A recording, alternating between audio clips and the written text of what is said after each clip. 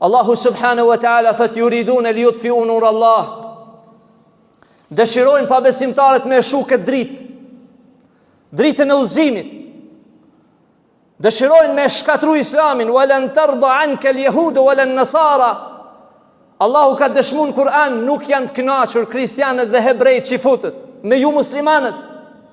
Hatta tattabi'a millatahum, derisa këta braktisni krejtësisht islamin. Wadda alladhina kafaru min ahli al-kitabi, dëshirojnë kristianët dhe jehudët, yaruddukum an dinillah, që t'ju nxjerrin nga besimi islam. Çfarë pengesë është islami për disa islamofobë shqiptar?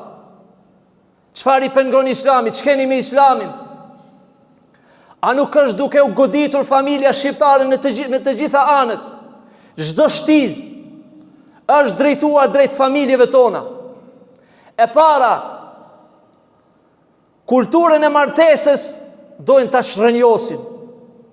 Sa misione janë duke u zhvilluar që të mos martoheni. Pra kultur, edukat, emancipim është të mos martohemi. Awwalu fitnetin fe beni Israil, ka thënë pejgamberi alayhissalatu wassalam, e para goditje për me shkatru beni Israilet në përmjet femrës. E shkatrove femrën, e shkatrove familjen. Pra kur s'ke nan, kur s'ke edukim, kur s'ke familje, shka përderdhe dhe shkatrohet çdo gjë. A nuk inkurajon Islami në martesë dhe një martesë me rregulla të përkryera? A nuk na thret Islami që të kemi një martesë në mënyrën më të mirë? A i pengon Islami që ka një edukat që vajza 18 vjeçare të kërkon miratimin e prindit, udhëzimin e prindit? A ka në këtë dunja njeri që dën më shumë se sa prindi vajzën? Kush mund ta doj? Por këto kulturat emancipume prindi është i fundit që duhet pyetet.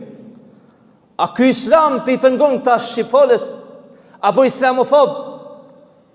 Kjo kulturë i pengon, kjo mënyrë e martesës, që në vend që të merr miratimin dhe të veçohet dhe të caktoj një djalë të martohet, ajo duhet shëtis vërdall dhe të ketë bashkëjetesë dhe në fund mund diskutohet edhe martesa.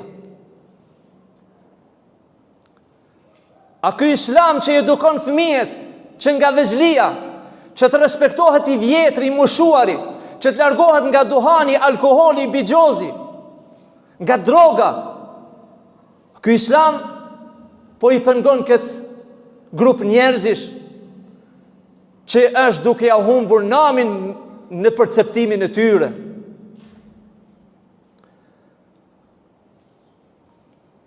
Disa prej tyre thonë, Islami e robron femrën. Islami nuk e robron femrën. Islami e nderon femrën. Kërkon nga një grua që ta mbuloj trupin e saj. Kjo është rregull islam. Sepse trupi i saj të mos ekspozohen vija të trupit para njerëzve. A ka udhëzim më të drejtë çështjen e moralit dhe edukatës se sa kjo?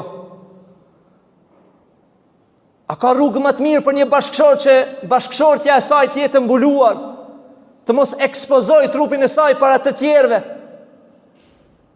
Ky islam po ju pengon.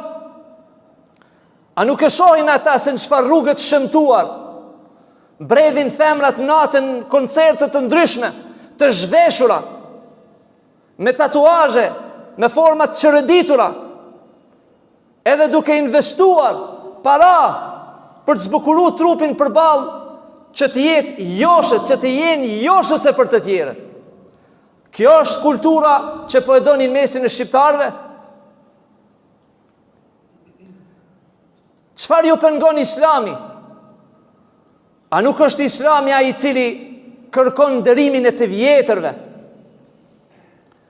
Aq më i moshuar në Islam, në kulturën islame, në edukatën islame, aq më i moshuar është njeriu në familje, aq më pesh ka fjala e tij. A kjo ju pengon? Apo doni të jeni të emancipuar që aq më i vjetër, aq më i përbuzur në familje? A kulturën evropiane që të bleni një çan dhe të cilën plesh të vërdall. Kjo është kultura që e doni?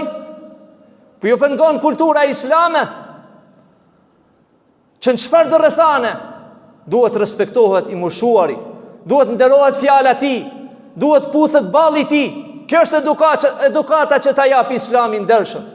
Islami madhështor, Islami pastër, që kërkon që të keni moral të lartë, edukat të lartë, që të largoni nga gjitha doguritë negative, që të edukon që të mos prekësh nderin e të tjetrit, në moralin e tjetrit, në pasurinë e tjetrit, në gjakun e tjetrit. El muflisu men yati yawm al qiyamah. I falementuar është ai i cili vjen ditën e gjykimit, ka thënë pejgamberi alayhis salatu wassalam, ai i cili është falur, ka agjëruar, ka bën namaz, po ky i njëjti ka ardhur ditën e gjykimit, po ka prek nderin, në pasurinë, në gjakun e të tjerëve. Pra ai i cili edukohet në namaz, të tjerët duhen të jenë sigurt nga gjuha e tij dhe nga dora e tij. Andaj robët e Allahut, Allahu na ka nderuar me këtë Islam. Lavdi qoftë Allahu që i përkasim kësaj feje, këtij besimi, që është rruga e shpëtimit në dunja dhe në ahiret.